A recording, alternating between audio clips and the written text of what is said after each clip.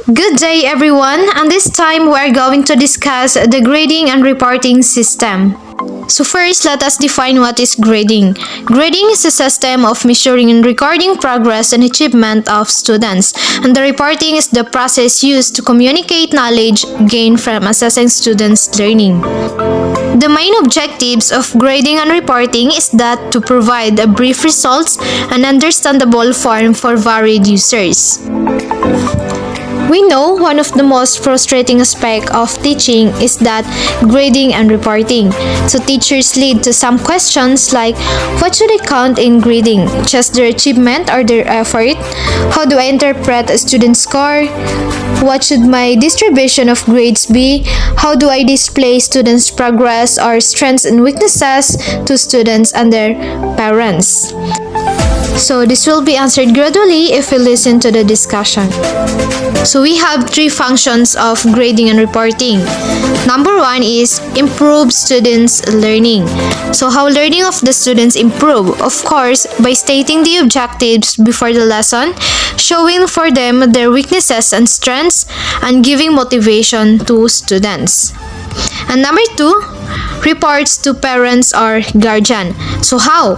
By having communication with parents so they can help promoting learning and objectives. They need to be improved on the progress of their child. And the number three is administrative and guidance uses. Students and parents are needed to inform as well as the employers of the school.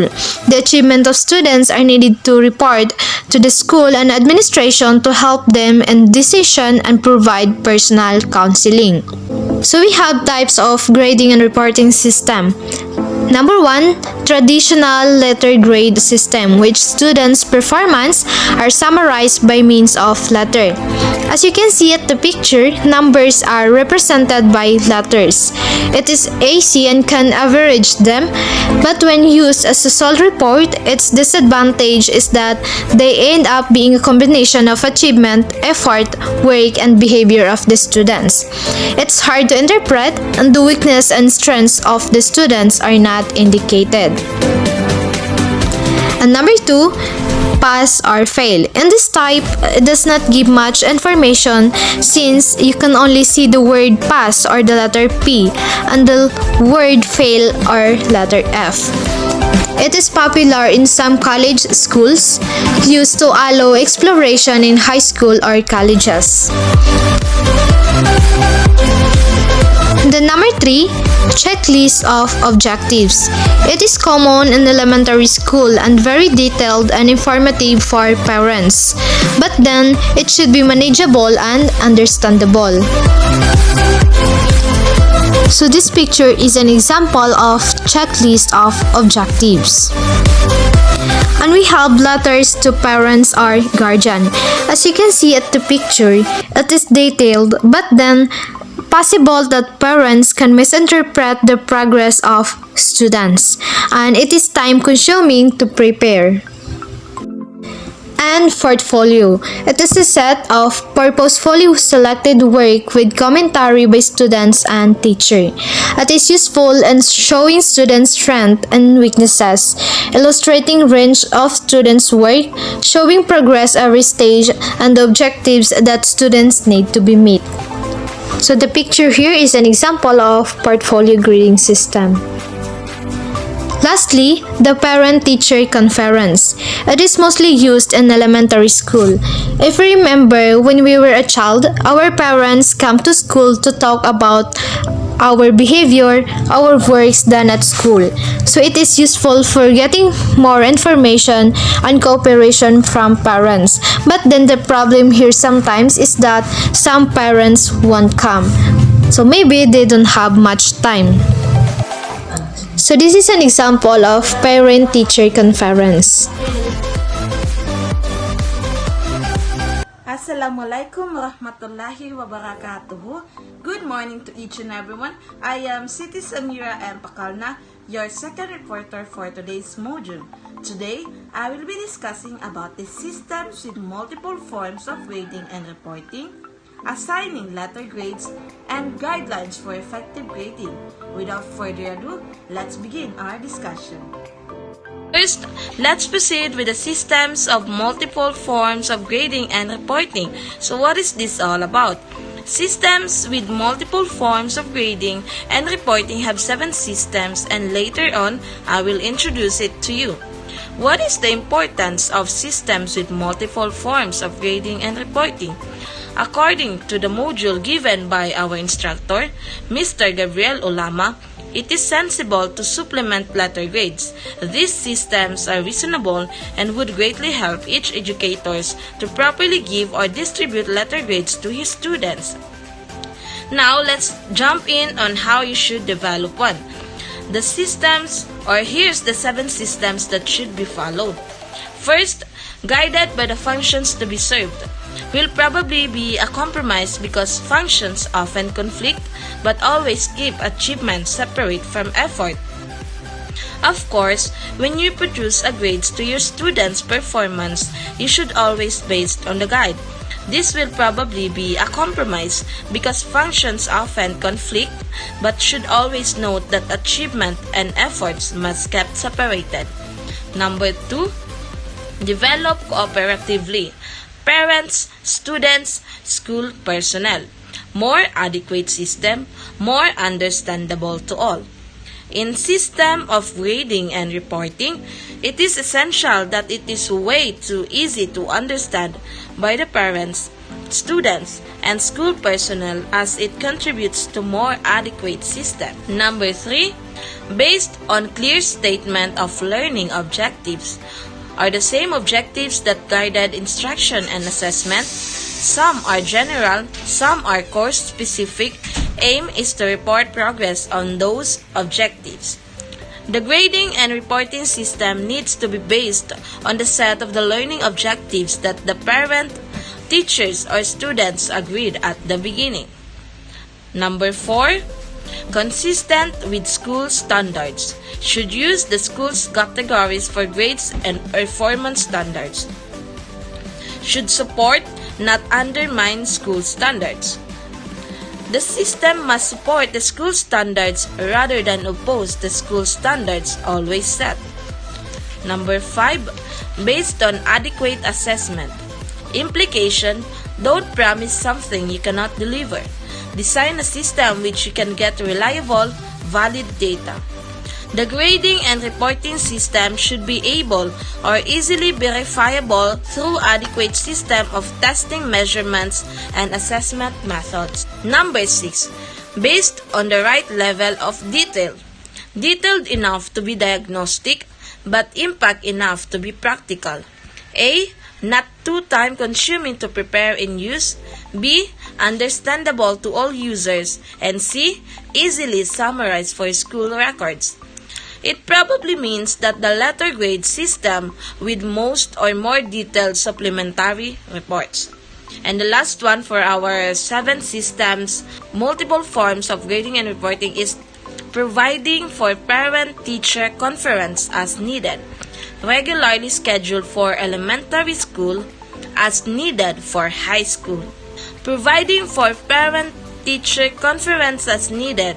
As we all know, parents or guardians are also essential key ingredients of the success of the curriculum. Inform parents and guardians of the students about his or her progress. It allows the parents to determine whether their children performing well or not inside the class. So what is assigning letter grades? Assigning student grades is an important component of teaching, and many school districts issue progress reports, midterm grades, as well as final semester grades.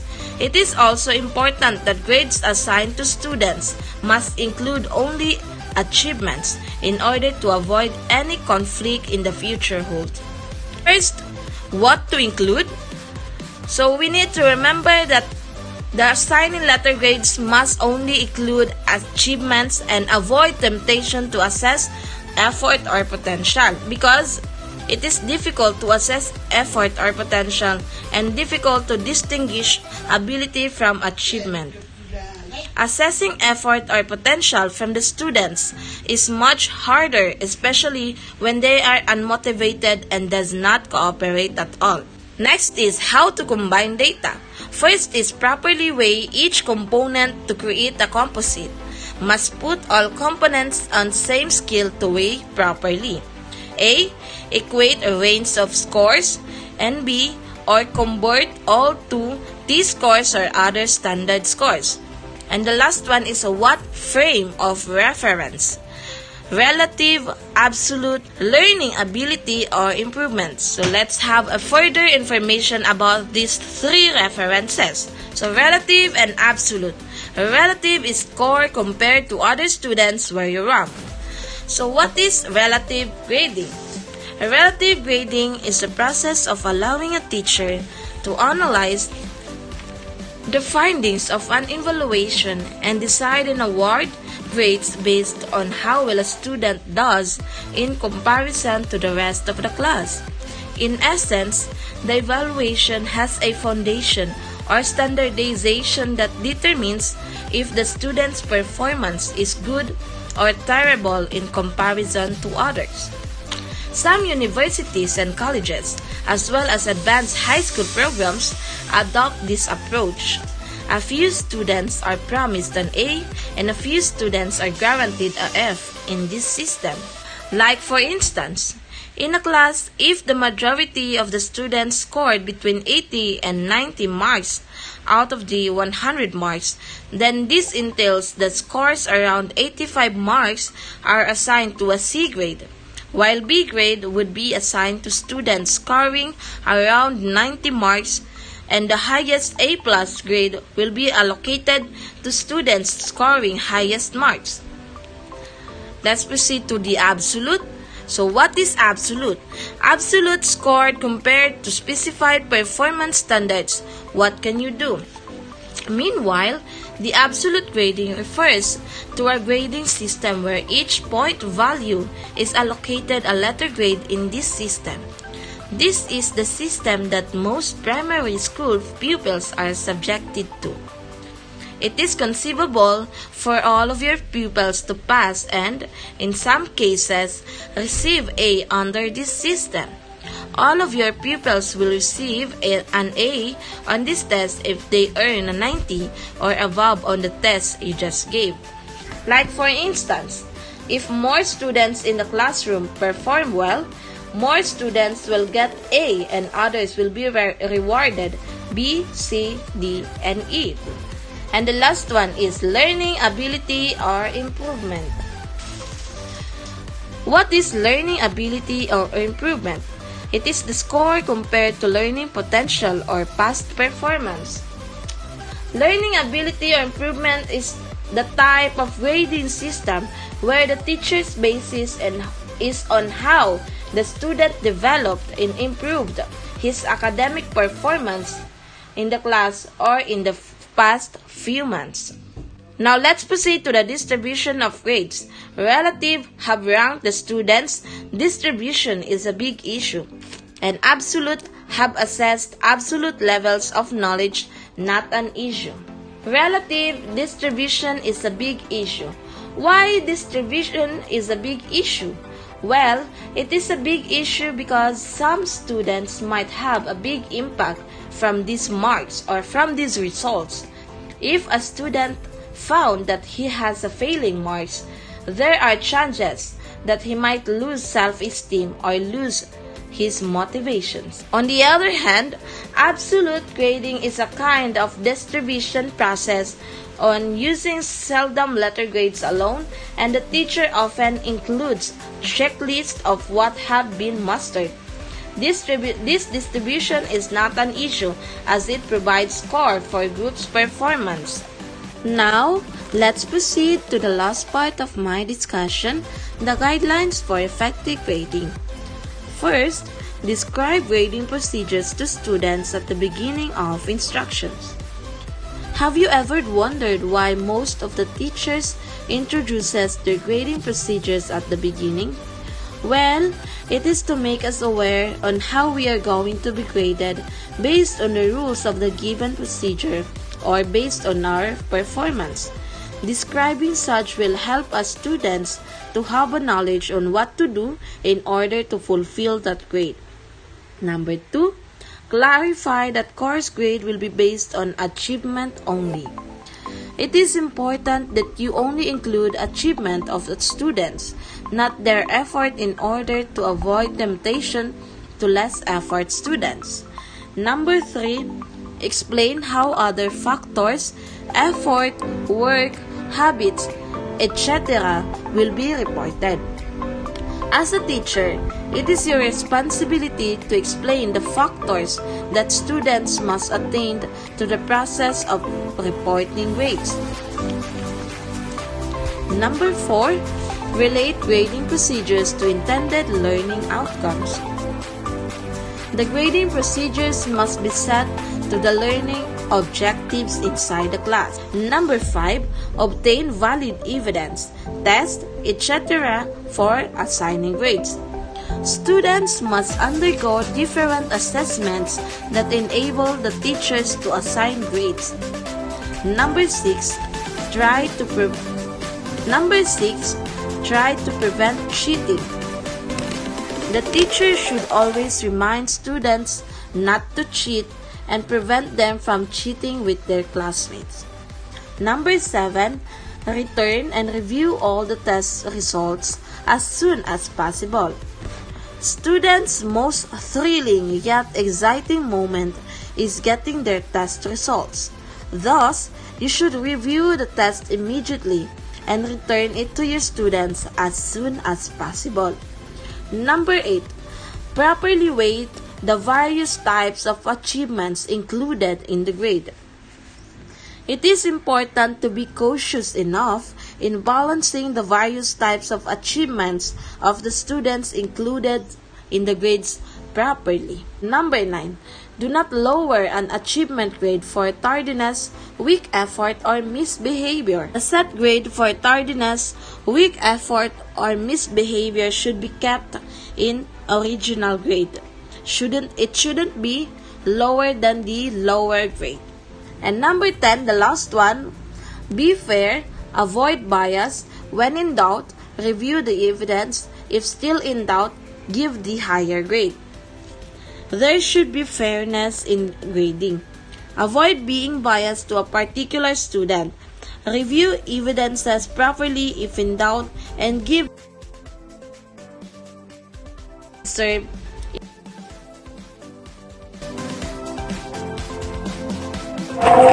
Good morning, sir, and good morning, classmates. I'm Alvin Abe from BS Ed 3B English. I'm a third reporter of Module 9. They are the following examples for carefully plan when you conducting parent-teachers conference. Number 1, plan ahead. Determine what you need to know. Number 2, make a list of questions, review them and prioritize them. Number 3, identify goals, find out what the teacher expects from your child and why. Number 4, listen to the teacher. Number 5, seek at-home strategies. Number 6, get answers. Number 2, they are the following examples for teacher skill when you conducting parent-teacher conference. Example, communication, listening, collaboration, adaptability, empathy, patience. The following guidelines for a good conference and how to make a plan.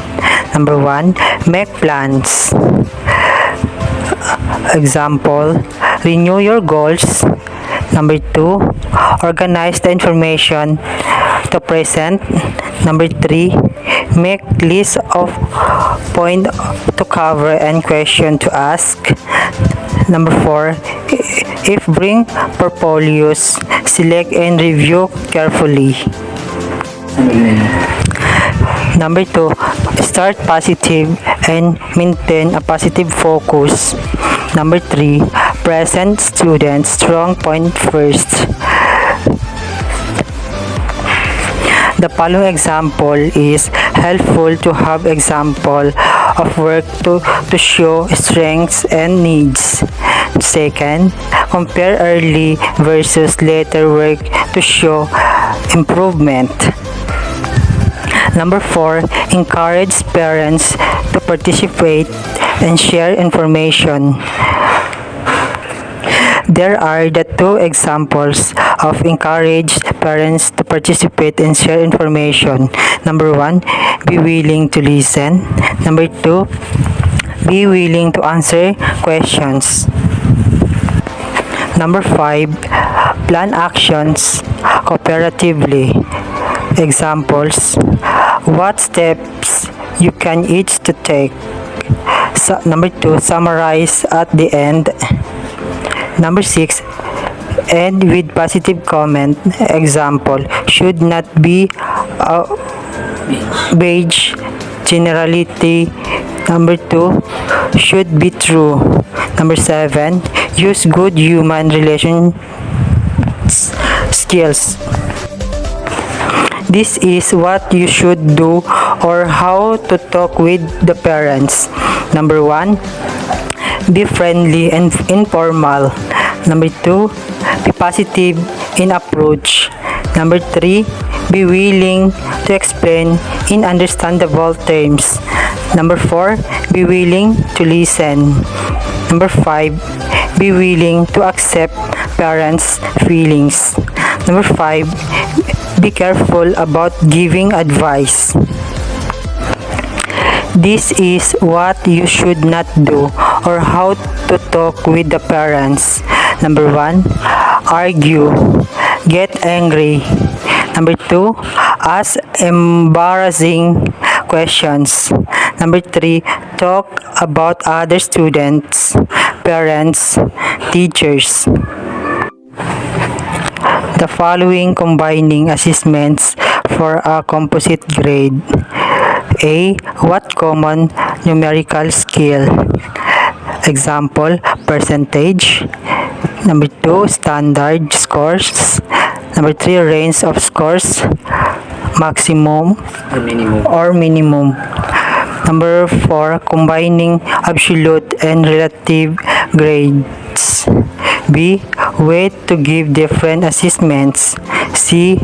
What out of point for later grades.